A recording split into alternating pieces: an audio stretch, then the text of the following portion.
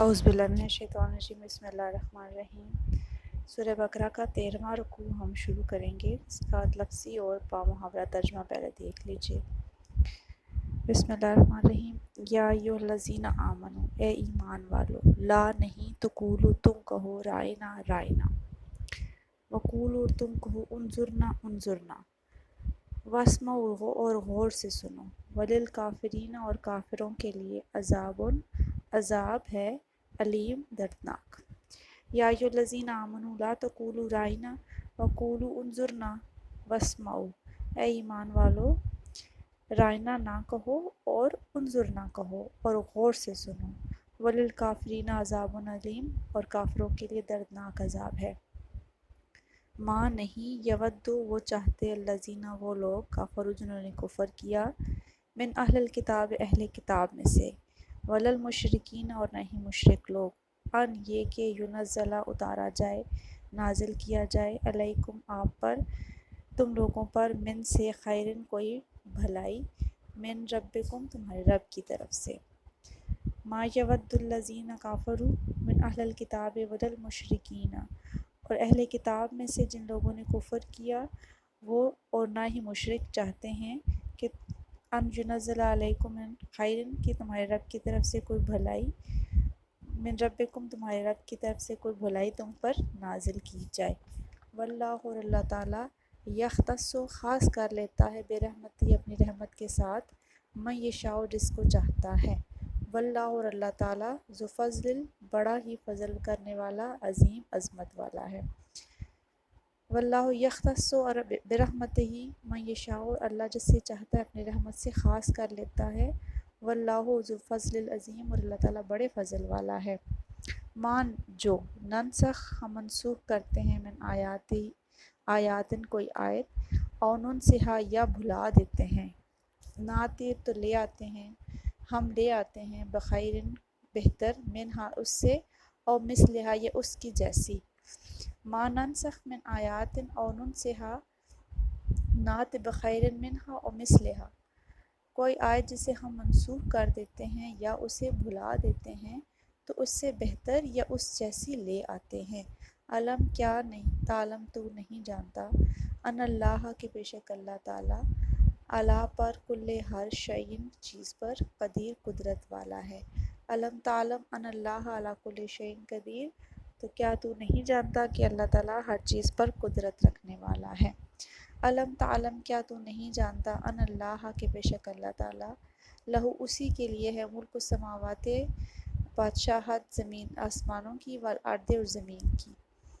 علم تعلم ان اللہ لہو ملک السماوات والارض کیا تو نہیں جانتا کہ اللہ ہی کے لیے آسمان اور زمین کی بادشاہت ہے۔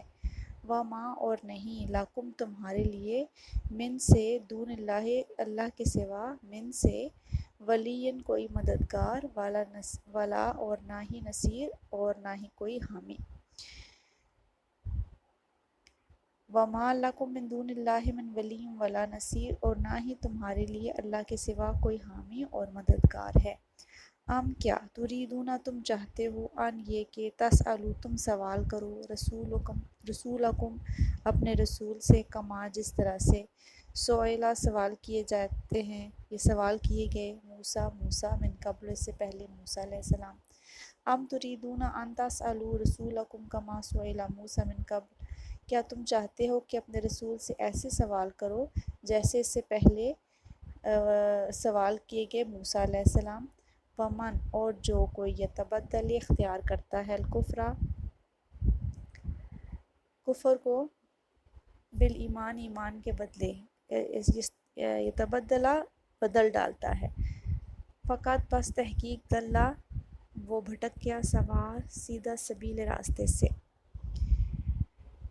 ومن یتبدل الکفر بالایمان اور جو کوئی ایمان کے بدلے کفر اختیار کرتا ہے،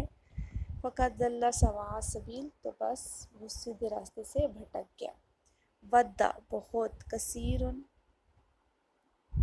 ودّا چاہا کثیرن بہت من اہل الکتاب اہل کتاب میں سے، لو کاش یردونکم کے لوٹا دے تم کو من سے بعد ایمانکم تمہارے ایمان کے بعد کفارا کفر کی طرف، ود کثیر من اہل الکتاب لو یردونکم من بعد ایمانکم کفارا، بہت سے اہل کتاب نے چاہا کہ کاش وہ تمہیں تمہاری ایمان لانے کے بعد کفر کی طرف لوٹا دیں۔ حسدن، حسد ہے، من اندے میں سے، انفسہم ان کے دلوں میں، بعد اس کے بعد، ماں جو تبینہ واضح ہو گیا ہے، لہم ان پر الحق و حق کے واضح ہو جانے کے بعد۔ حسد من عند انفسہم من بعد ما تبین لہم الحق، ایمان کے بعد اپنے دل کے حسد کی وجہ سے، حسد من عند انفسہم اپنے دل کی حسد کی وجہ سے، من بعد ما تبین لہم الحق اس کے بعد کہ جب کہ ان پر حق واضح ہو گیا، فاعفوا پس تم معاف کر دو، واصفحوا اور درگزر کرو، حتیٰ یہاں تک کہ یاتیا لے آئے اللہ، اللہ بے امرہی اپنا حکم۔ فاعفوا واصفحوا حتیٰ یاتی اللہ بامرہ، پس تم معاف کر دو اور درگزر کرو یہاں تک کہ اللہ اپنا حکم لے آئے۔ ان اللہ علی کل شیء قدیر، ان اللہ بے شک اللہ تعالیٰ علی پر کل ہر شیء چیز پر قدیر قدرت رکھنے والا ہے۔ واقیموا الصلاۃ اور نماز قائم کرو، وآتوا الزکوٰۃ اور زکوٰۃ ادا کرتے رہو، وما اور جو کچھ تقدموا تم بھیجو گے، لانفسکم اپنے لیے، من خیر بھلائی میں سے، تجدوہ تو پا لوگے، من عند اللہ اللہ کے پاس اسے پا لوگے، ان اللہ بے شک اللہ تعالیٰ بما اس کے تعملون جو تم کرتے ہو، بصیر دیکھنے والا ہے۔ وقیموا الصلاۃ وآتوا الزکوٰۃ اور نماز قائم کرو اور زکوٰۃ دیتے رہو، وما تقدموا لانفسکم من خیر تجدوہ عند اللہ اپنے لیے جو بھلائی تم آگے بھیجو گے تو اسے اپنے اللہ کے پاس پا لوگے، ان اللہ بما تعملون بصیر بے شک تم جو کچھ کرتے ہو اللہ اس کو دیکھنے والا ہے۔ وقالو اور انہوں نے کہا، لن ہرگز نہیں، یدخلا داخل ہوگا الجنت جنت میں، الا سوائے من جو کوئی کانا ہوگا ہودن یہودی اور نصارہ یا نصرانی۔ وقالو لن يدخل الجنت الا من کان ہودن او نصارا، انہوں نے کہا کہ ہرگز داخل نہیں ہوگا جنت میں سوائے اس کے کہ جو یہودی یا نصرانی ہوگا، دل کا یہ امانیہم ان کی جھوٹی آرزویں ہیں، قل کہہ دیجئے، ہاتو لے آئے برہانکم کوئی دلیل، ان اگر کنتم تم ہو صادقین سچے، قل ہاتو برہانکم ان کنتم صادقین پس کہہ دیجئے کہ تم دلیل لاؤ اگر تم سچے ہو، بلا کیوں نہیں، من جس نے اسلمہ جھکا دیا، وجہہ اپنا چہرہ، للہ اللہ کے لیے، وہو اور وہ ہے، محسن نیکوکار نیکیاں کرنے والا، فلہو تو پس اس کے لیے، اجرہ اس کا اجر ہے، عند ربہ اس کے رب کے پاس، ولا اور نہ ہی خوف ہوگا علیہم ان پر، اور لا نہیں ہم وہ ہوں گے، یحزنون غمگین، اور نہ تو ان پر کوئی خوف ہوگا اور نہ ہی وہ غمگین ہوں گے۔ تو یہ تھا ترجمہ۔ اب اس کی تشریح دیکھتے ہیں آیت نمبر 104 سے 105 تک۔ اس میں اللہ تعالیٰ فرماتے ہیں کہ اے ایمان والو، تم رائنا مت کہو، انظر نہ کہو۔ اس کا مطلب یہ ہے کہ یہود جو تھے وہ اسلام دشمنی کے مختلف طریقے اختیار کرتے تھے۔ یہاں پر یہود کے نبی کریم صلی اللہ علیہ وآلہ وسلم کے ساتھ جو ان کا گستاخانہ رویہ ہوتا تھا اور ان کا وہ خبیث باطن تھا، اس کا ذکر کیا گیا ہے کہ جب وہ نبی کریم صلی اللہ علیہ وسلم کے مجلس میں شریک ہوتے تھے تو نبی کریم صلی اللہ علیہ وآلہ وسلم جو بات کرتے اس کو جب کچھ سمجھ میں نہ آتی تو وہ چاہتے کہ آپ صلی اللہ علیہ وآلہ وسلم دوبارہ دہرائیں، تو کہتے رائنا، یعنی کہ آپ ہماری طرف متوجہ ہوں، یہ ہم نے آپ کی بات نہیں سنی، دوبارہ کہہ دیجئے، ہم سمجھ نہیں سکے، ہماری رعایت فرمائیے۔ رائنا کو اگر ذرا تھوڑا سا دبا کے پڑھیں تو رائنا بن جاتا ہے، جس کا مطلب ہوتا ہے ہمارا چرواہا۔ دوسرے معنی اس کے احمق کے بھی ہیں۔ اس طرح سے ان کا مقصد یہ ہوتا تھا کہ نبی کریم صلی اللہ علیہ وآلہ وسلم کی نعوذ باللہ اہانت کی جائے یا ان کی بے ادبی کی جائے۔ مسلمانوں کو بھی جو ہے ان کی دیکھا دیکھی عادت پڑ گئی، وہ ان کی جو خبیث باطن تھا ان سے تو وہ ناواقف تھے، اس لیے ان کی دیکھا دیکھی یہ لفظ انہوں نے بھی کہنا شروع کر دیا، رائنا۔ تو اللہ تعالیٰ نے مومنین کو اس ضمن جملے کو بدل کر اس کی جگہ انظرنا کا لفظ استعمال کرنے کا حکم دیجیے کہ ہماری طرف نظر کرم کیجیے، ہم پر توجہ کیجیے، ہم کوئی بات پوچھنا چاہ رہے ہیں، ہمیں اس بات کا مطلب سمجھ میں نہیں آ رہا تو ہمارے لیے دوبارہ دہرا دیجیے۔ تو آپ اللہ تعالیٰ نے اس آیت میں مسلمانوں کو یہ کہا کہ وہ تو خبیث باطن کے لوگ ہیں، اور نبی کریم صلی اللہ علیہ وآلہ وسلم کے ساتھ جو ان کا گستاخانہ رویہ ہے اور ان کا جو ان کی نیت ہے وہ صرف آپ صلی اللہ علیہ وسلم کی اہانت کرنا ہے اور آپ کے ساتھ بے ادبی سے پیش آنا ہے، لہٰذا وہ رائنا کو بدل کر رائنا کہہ دیتے ہیں تاکہ آپ کا مذاق اڑا سکے، نعوذ باللہ۔ تو آپ یعنی مسلمان جو ہیں اس لفظ کو مت استعمال کریں، بلکہ اگر آپ نے کوئی بات کہنی ہے تو انظر نہ کہہ دیں، کہ اس کا مطلب ہوگا کہ آپ صلی اللہ علیہ وآلہ وسلم ہماری بات جو ہے وہ سنیں اور آپ کی طرف متوجہ ہوں۔ اس میں طنز اور گستاخی کا کوئی جو ہے وہ شبہ نہیں رہتا تھا۔ اس طرح پہلے ہی مخلص مسلمانوں کو اس ضمن جملے کو استعمال کرنے سے روک دیا، اور مزید یہ کہا کہ آپ صلی اللہ علیہ وآلہ وسلم کی باتیں غور سے سنا کرو تاکہ بار بار نبی کریم صلی اللہ علیہ وآلہ وسلم سے پوچھنے کی ضرورت ہی نہ پیش آ سکے۔ آیت نمبر 106 میں اللہ تعالیٰ ارشاد فرماتے ہیں کہ کفار ما ننسخ من آیات، کہ اللہ تعالیٰ جب کوئی آیت منسوخ کر دیتے ہیں یا اسے بھلا دیتے ہیں۔ اس آیت میں ناسخ و منسوخ کا تذکرہ کیا گیا ہے۔ ارشاد ہوتا ہے کہ کفار خواہ اہل کتاب میں سے ہوں یا مشرکین مکہ میں سے، انہیں ہرگز یہ گوارا نہیں ہوتا کہ مسلمانوں پر کوئی بھلائی یا خیر کی بات جو ہے وہ نازل کی جائے۔ یا خیر سے مراد نبی کریم صلی اللہ علیہ وآلہ وسلم کی نبوت اور وحی ہے، کہ یہود سمجھتے تھے کہ نبوت جو ہے وہ بنی اسرائیل کی اجارہ داری پر ہے، اور بنی اسماعیل اس سے جو ہے وہ کیوں ان کو یہ سعادت مل گئی کہ ان کی طرف نبی آ گئے۔ اس طرح نبی کریم صلی اللہ علیہ وسلم کا انتخاب جو ہے وہ مکہ اور طائف کے سرداروں میں سے ہو جانا چاہیے تھا۔ ان کے نزدیک ایک یتیم بچہ ان کو کس طرح سے ایک رسالت کا منصب جو ہے وہ مل سکتا تھا، یہ سب ان کی حسد کی اور بغض کی وجہ سے تھا۔ چنانچہ اللہ تعالیٰ کا ارشاد ہوتا ہے کہ ان کی حسد کی وجہ سے ان سے کچھ بھی نہیں ہو سکتا، کیونکہ اللہ تعالیٰ جسے چاہتا ہے اپنی رحمت اور عنایت کے لیے خاص کر لیتا ہے، اور اللہ بڑے ہی فضل والا ہے، اس کے فضل کو کوئی نہیں روک سکتا۔ یعنی کہ نبوت یا رسالت کا عہدہ جو ہے وہ کسی سردار کو یا پیسے والے کو دیکھ کر یا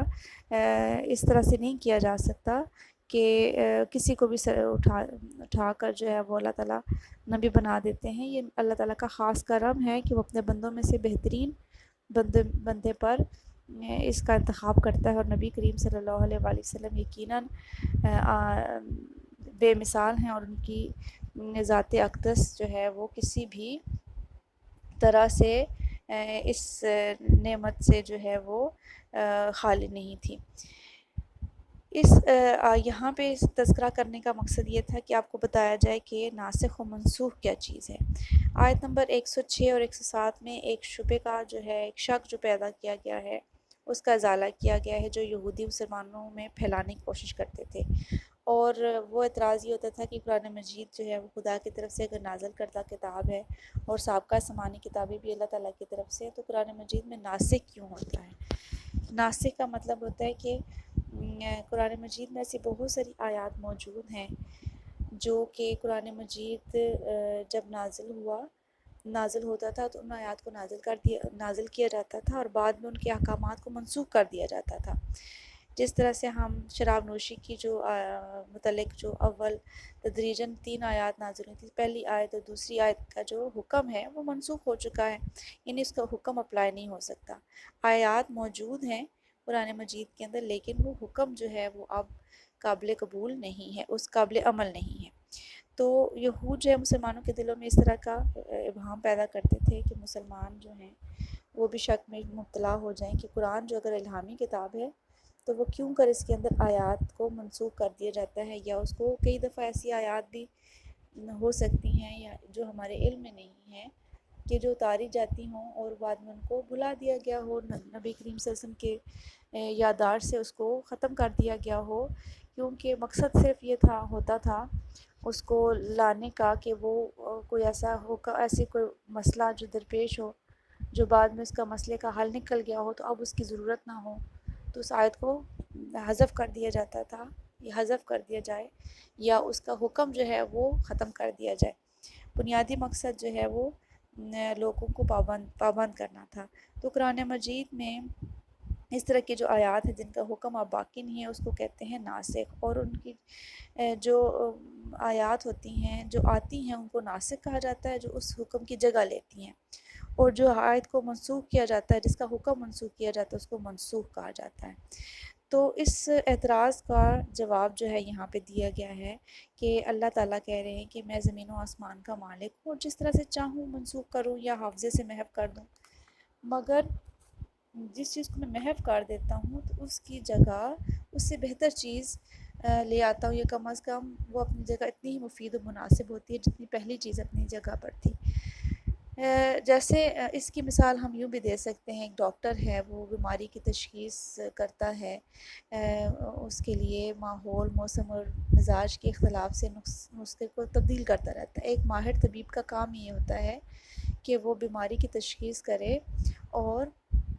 اس میں ہر چیز کو وہ مد نظر رکھے۔ تو اللہ تعالیٰ بھی ہمارے فائدے اور نقصان کو بہت بہتر سمجھتا ہے، اور ہر حکم کی مصلحت اور حکمت اس کی پیش نظر ہوتی ہے، اور عقل سلیم کا بھی تقاضا یہ ہے کہ ہم ناقص العقل انسان جو ہیں وہ اس چیز کو جب نہیں سمجھتے تو اس پہ اعتراض بالکل نہ کریں، بلکہ اپنے سروں کو جھکا لیں، یہی انسانیت کی معراج ہے۔ اس کے علاوہ اگلی آیت نمبر 108 میں مخاطب کیا گیا ہے اہل ایمان کو، کفار مکہ کو اور یہود مدینہ کو۔ سب سے پہلے اہل ایمان کو مخاطب کیا گیا کہ بیجا سوالات نہ کیا جائے، یعنی کہ جب نبی کریم صلی اللہ علیہ وآلہ وسلم موجود ہوتے، اپنے اصحاب کے ساتھ موجود ہوتے تھے، تو ان کی مجلس میں، ان کی محفل میں کفار مکہ یا یہود مدینہ بھی جو ہیں وہ موجود ہوتے تھے۔ ان میں سے جو اگلے دو گروہ کے لوگ ہیں، یعنی کفار اور یہود، ان کا بنیادی مقصد یہ ہوتا تھا آپ سے ان کی محفل میں کہ وہ نعوذ باللہ آپ صلی اللہ علیہ وآلہ وسلم کو تنگ کرنے کے لیے، اشکال پیدا کرنے کے لیے خواہ مخواہ کی کیل و کال کریں، بے جا قسم کی منہ شگافیاں کریں، اور آپ کو پریشان کرنے کے لیے طرح طرح کے سوال کریں۔ تو اس آیت میں ان کی اس حرکت جو وہ پہلے بھی کرتے تھے، حضرت موسیٰ علیہ السلام کے ساتھ انہوں نے کیا، جو ہم نے واقعہ ذبح بقرہ میں دیکھا کہ وہ بیجا سوال کرتے کرتے اپنے نبی کو بھی تنگ کرتے تھے، بنیادی مقصد ان کا نبی کو تنگ کرنا اور پریشان کرنا ہوتا تھا۔ تو آپ صلی اللہ علیہ وآلہ وسلم کی موجودگی میں مومنین کو یہ وارننگ دی جا رہی ہے کہ تم ان کی طرح جو موسیٰ علیہ السلام کے زمانے میں جو لوگ تھے ان کی طرح نہ ہو جاؤ کہ بلا وجہ جو ہے وہ اپنے نبی سے سوال کرو، غیر ضروری سوالات، کیل و کال جسے کہتے ہیں، خواہ مخواہ کی بحث لگانا، حجت بازی کرنا اور بات کو کہیں سے کہاں کی کہاں لے جانا، اس کا بنیادی مقصد جو ہے وہ ہدایت حاصل کرنا نہیں ہوتا تھا بلکہ پریشان کرنا ہوتا تھا۔ تو مسلمانوں کو وارننگ دی جا رہی ہے کہ فضول قسم کی فرمائشیں، بے جا قسم کے مطالبات، یہ صرف یہود کا شیوا رہا ہے، اہل ایمان کو جو ہے ان کی روش سے دور رہنا چاہیے۔ اس کے علاوہ نبی کریم صلی اللہ علیہ وآلہ وسلم کو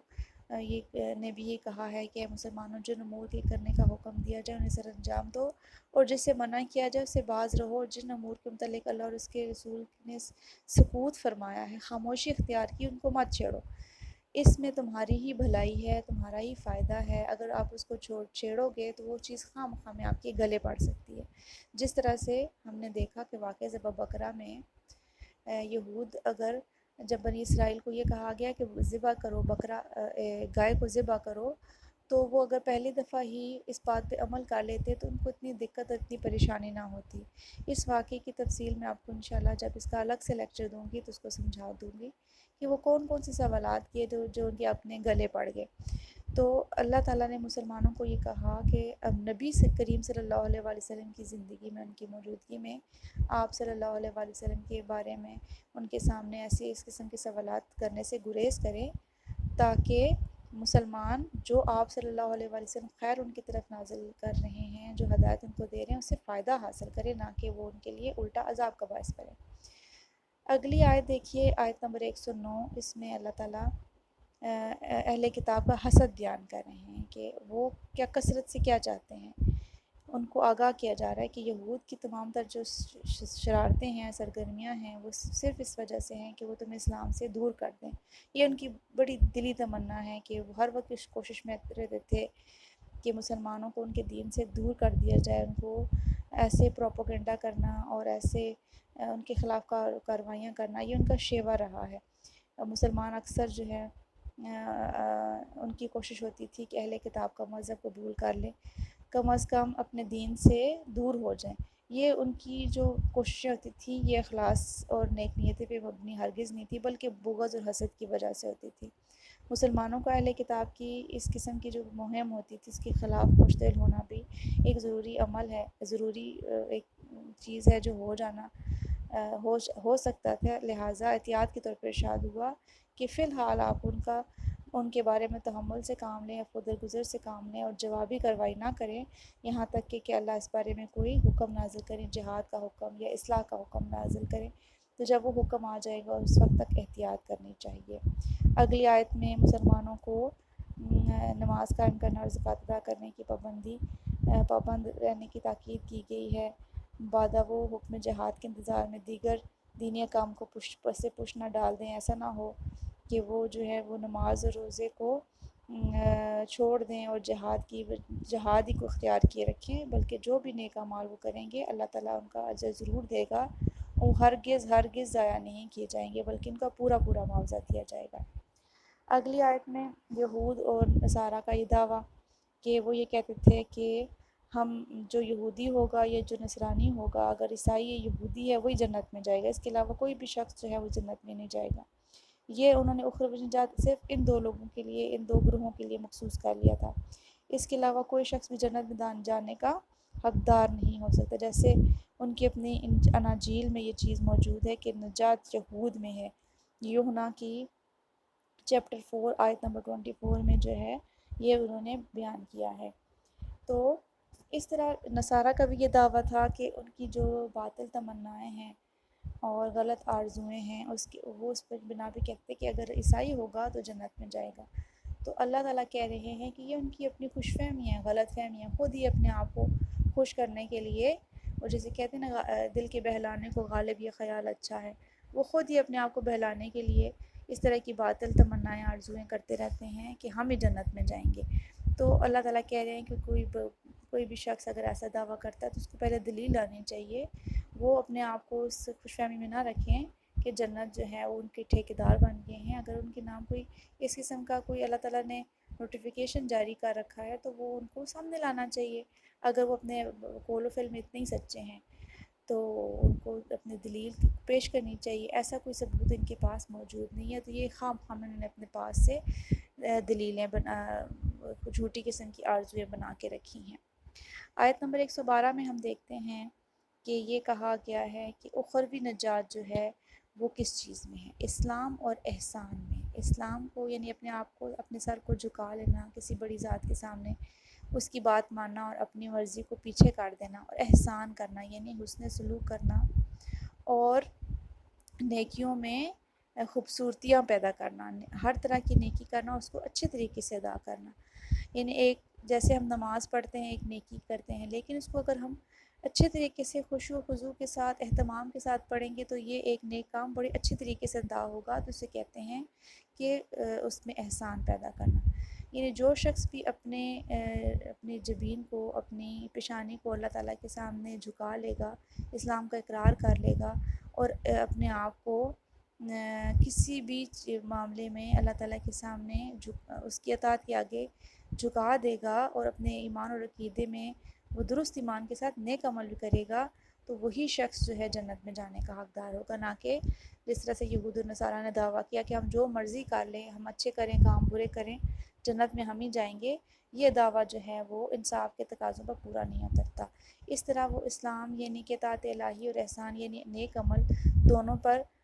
جو ہیں وہ اگر وہ حامل ہوں گے تو ایسے شخص کو نہ آخرت کی زندگی میں کسی قسم کی سزا کا خوف ہوگا، ولا خوف علیہم، اور نہ ہی انہیں اپنی گزشتہ زندگی پر کسی قسم کا کوئی افسوس یا پچھتاوا ہوگا کہ ہم کیا کرتے رہیں۔ گویا وہ دین و دنیا میں ہر طرح کی نعمتوں سے سرفراز ہوں گے، ولا خوف علیہم ولا هم یحزنون۔ تو یہ ان آیات کی تشریح ہے، اس میں سے کوئی چیز اگر آپ کو سمجھ میں نہ آئے تو برائے مہربانی پوچھ لیجیے گا۔